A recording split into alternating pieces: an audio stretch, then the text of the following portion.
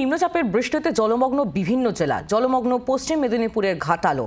এই পরিস্থিতিতে সোমবার তৃণমূল সাংসদ দীপক অধিকারী ওরফে দেব ঘাটালের বিভিন্ন এলাকা পরিদর্শন করলেন।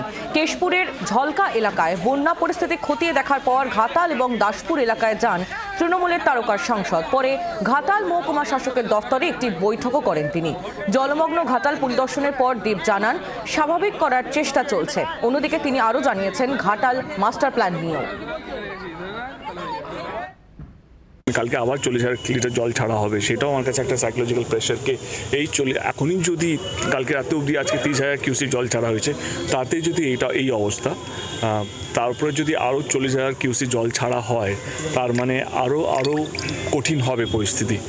এইটা একটাই স্বস্তি, যেটা বৃষ্টি হচ্ছে না, বৃষ্টি দেখাচ্ছে না, কালকে আবার বৃষ্টি হবে, এটা এখনও অবধি দেখাচ্ছে না কাল পরশু। এটার জন্য এই যে প্রশাসনিক মিটিং, কারো তিলপল দরকার, কারো শুকনো খাওয়ার দরকার, কীভাবে জলের সমস্যা, কোনো ইলেকট্রিসিটি বন্ধ করতে হবে। আমরা দেখেছি কারেন্টের জন্য অনেকজন হয়ে যায়, মারা যায়।